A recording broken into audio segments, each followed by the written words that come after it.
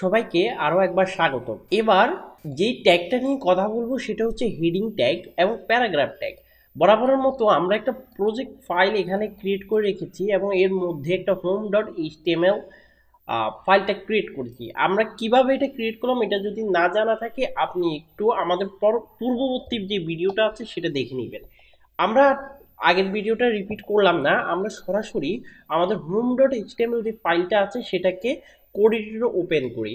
Open করার পরে আমরা এই কোডটা লিখতে পারছি, সেটা অলরেডি আমরা পূর্ববর্তী ভিডিওতে দেখতে পেয়েছিলাম। এবার আসি আমাদের বডি ট্যাগ। এই বডি ট্যাগের মধ্যে এর পরবর্তী যেই ট্যাগগুলো আছে সেটাকে ইউজ করতে হবে। যত প্রকার ট্যাগ আছে আমরা এই বডি ট্যাগের মধ্যেই লিখব, ঠিক আছে। তারপরে আমরা কি করব, এই ট্যাগের ভিতরে কি করব, একই রকম ভাবে দুইটা right angle bracket opening and closing দিব। এবং আমরা যেটা শিখবো সেটার নাম কি, হেডিং, HADING, হেডিং, ঠিক আছে। দেখেন আমি এখানে দুইটা জিনিস লিখলাম, একটা হেডিং, একটা ক্লোজ করলাম এবং ওপেন করলাম। একটা জিনিস বিষয় অবশ্যই মাথায় রাখবেন, সেটা হচ্ছে হেডিংয়ের কে সরাসরি এভাবে পূর্ণ মিনিং দিয়ে লেখা হয় না, এটাকে লেখা হয় এইচ দ্বারা লেখা হয়। আমরা কি করব, হেডিং ট্যাগকে অলওয়েজ এইচ দ্বারা চিহ্নিত করব। তার মানে হচ্ছে HTML বেশিরভাগ ট্যাগকে অলওয়েজ কি করে, সংক্ষেপে লিখে।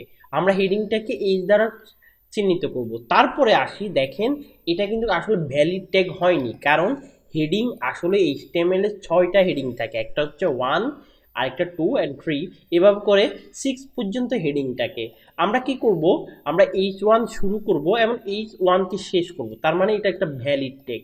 এখানের মধ্যে লিখব যে দিস ইজ হেডিং।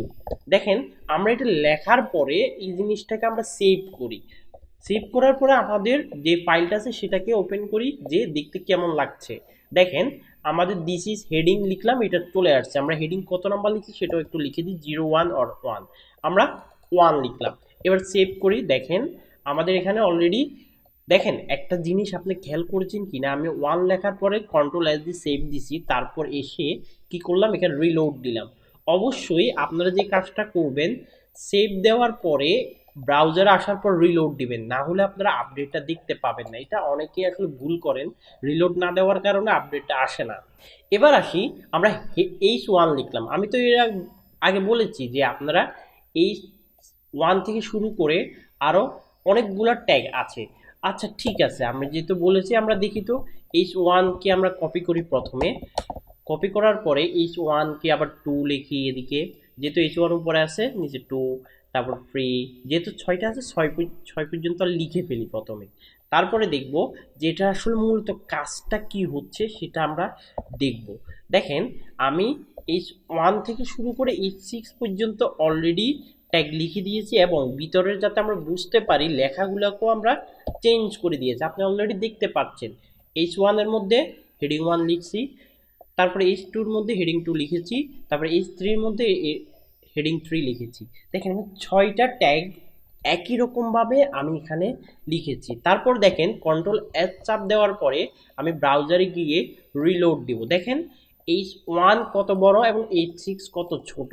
আপনি তাহলে বুঝতে পারছেন যে H1 এর মধ্যে ট্যাগটা অলওয়েজ এভাবে বড় হবে এবং H6টা এভাবে ছোট হবে। তার মানে আমরা যত বেশির দিকে যাব তত লেখা ছোট হবে, আর যত কমের দিকে থাকবো তত লেখা বড় হবে। কম বা বেশি বলতে বুঝাচ্ছি 1 এবং 6।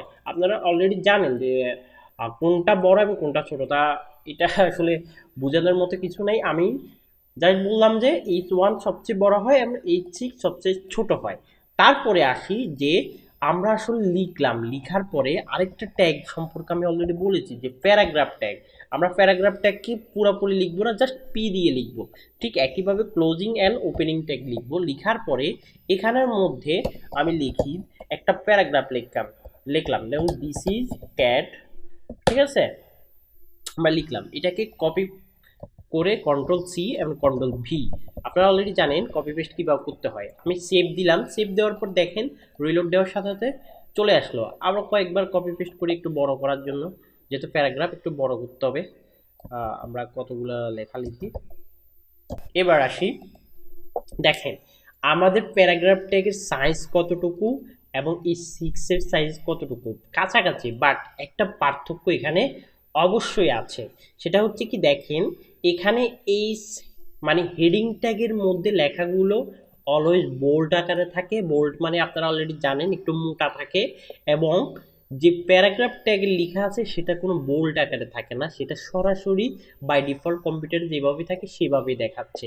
আশা করি বুঝতে পারছেন যে H1 ট্যাগের লেখাগুলো কেমন হয় এবং প্যারাগ্রাফ ট্যাগের লেখাগুলো কেমন হয়। আশা করি আপনাদের এই নিয়ে আর কোশ্চেন নেই। আপনারা এবার যে কাজটা করবেন, H1 থেকে শুরু করে H6 পর্যন্ত কয়েকবার প্র্যাকটিস করবেন এবং প্যারাগ্রাফটাকে আর কয়েকবার প্র্যাকটিস করবেন।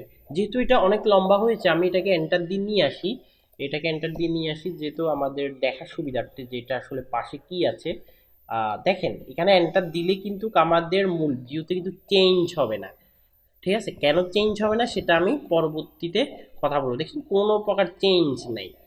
ঠিক আছে, আশা করি আপনাদের এখানে এইটা নিয়ে আর কোনো কোশ্চেন নেই। আর কোশ্চেন থাকলে অবশ্যই কমেন্টে জানাবেন আমাদেরকে। আমরা পরবর্তীতে শিখব যে আমাদের এই যে প্যারাগ্রাফ ট্যাগের মধ্যে কিভাবে বোল্ড, ইটালিক এবং আন্ডারলাইন করব। ধন্যবাদ।